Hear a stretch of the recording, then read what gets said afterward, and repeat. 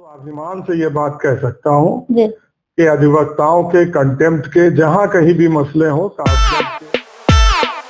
नमस्कार, MP talk show में आपका स्वागत है। मैं हूँ सुप्रिया शर्मा। जैसा कि आपको बता दें कि bar council of Uttar Pradesh का चुनाव अभी चल रहा है। दो चरणों के चुनाव जो है वो हो चुके हैं। तीसरे और चौथे चरण का चुनाव बचा हुआ है। आपको बता दें कि तीसरे और चौथे चरण का चुनाव 27, 28 और 30 और 31 को होने हैं। तो उसी सिलसिले में आज बातचीत करने के लिए हमारे साथ अमरेंद्र नाथ सिंह जी हैं, जो कि सीनियर एडवोकेट हैं। आपको बता दें कि ये इलाहाबाद बार एसोसिएशन के जो है वो पूर्व अध्यक्ष रह चुके हैं और bar council of Uttar Pradesh के भी सदस्य व पूर्व अध्यक्ष रह चुके हैं। तो चलिए इनसे जानते हैं कि किस तरह से इन्हें सहयोग मिल रहा है और क्या कुछ चीजें हैं जो ये देख रहे हैं अभी बार काउंसिल चुनाव में। सर नमस्कार, सबसे पहले तो आपका स्वागत है। सर सबसे पहले तो हम यही जानना चाहेंगे कि जिस तरह से पहले और दूसरे चरण का चुनाव जो है वो हो चुका है, तो आपको क्या लग रहा है, जो माहौल है वो उम्मीद के मुताबिक है? ठीक है। हम लोग चूंकि बार काउंसिल के सदस्य हैं, वर्तमान सदस्य हैं जी। तो प्रश्न भी है हमारे सामने। स्वाभाविक है, लोग प्रश्न करेंगे और हम लोग इस बात के लिए खास तौर से मैं सदैव तत्पर हूँ कि लोगों की समस्याओं का समाधान हो। जी। और जो आगे आने वाली भी चुनौतियां हैं समय के साथ साथ अधिवक्ता समाज के सामने, उसके भी आगे हम लोग कमर कसे और एकजुट होकर के उसके निदान और अपनी मांगों को मनवाने का संकल्प लेते हुए आगे बढ़े। सर मतदान प्रतिशत देख के आपको क्या लगता है कि अधिवक्ता समाज कितना जागरूक है? मतदान प्रतिशत बहुत अच्छा है, जी। जागरूक है, लोग संगठित हैं और अनुशासित हैं। जी। और अधिवक्ता समाज इसके लिए साधुवाद का पात्र है। जी। तो सर मतलब आपको कहीं कमी और अव्यवस्था नहीं लगी?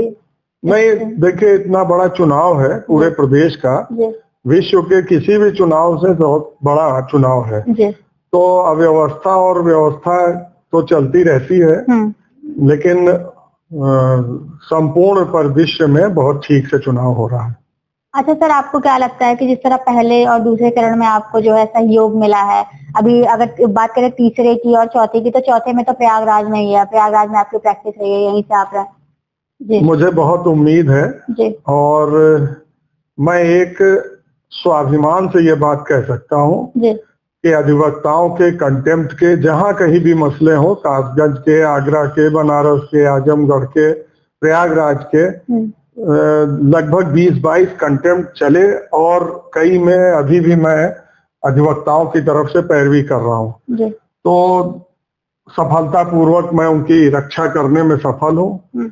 और इसके अलावा सबसे महत्वपूर्ण बात यह है मेरे संतोष की कि उत्तर प्रदेश में एक रिपोर्ट मैंने दी थी जिसके अंतर्गत पिछली सरकार में तहसील स्तर तक अधिवक्ता भवन का निर्माण, ई लाइब्रेरी और पुस्तकालयों की व्यवस्था हुई।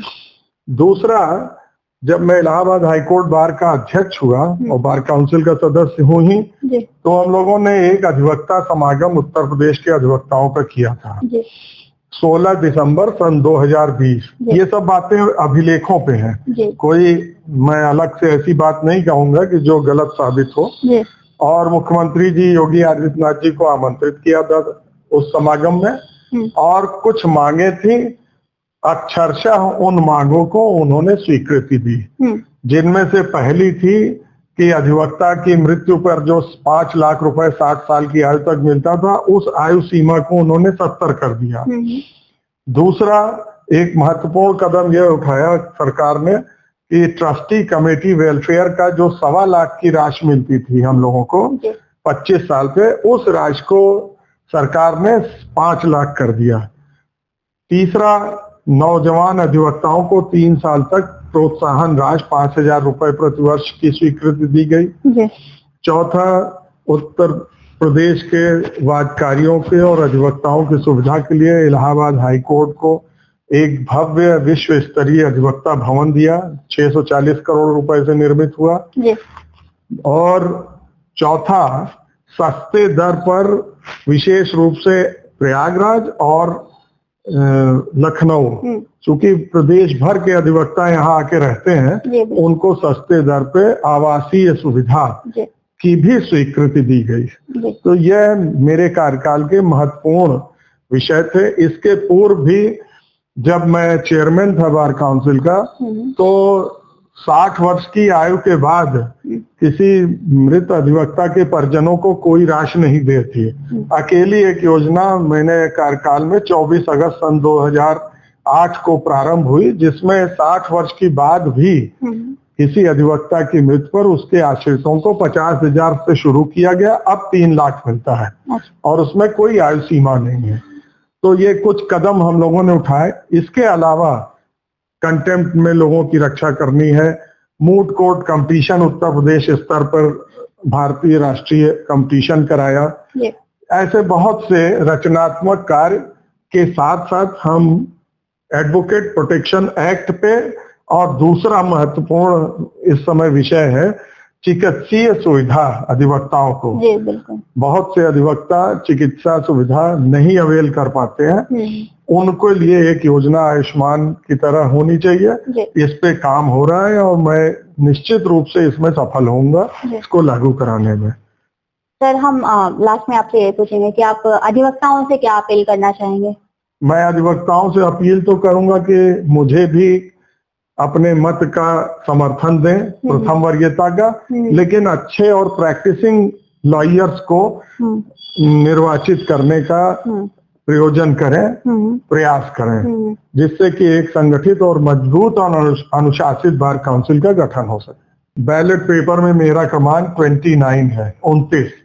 इसके समक्ष आपसे आग्रह है कि हमें 29 नंबर के सामने प्रथम वरीयता या उच्च वरीयता का मत प्रदान करने का कष्ट करें।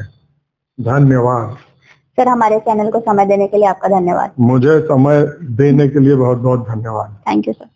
तो जैसा कि आपने देखा, अभी हमारे साथ सीनियर एडवोकेट अमरेंद्रनाथ सिंह जी थे, जो कि bar council of Uttar Pradesh के जो है वो सदस्य पद के प्रत्याशी हैं। तो उन्होंने हमसे बातचीत की, उन्होंने बताया कि किस तरह से वो पहले और दूसरे चरण का जो मतदान हुआ है वो किस तरह से उसको देखते हैं और उनको किस तरह से सहयोग मिल रहा है।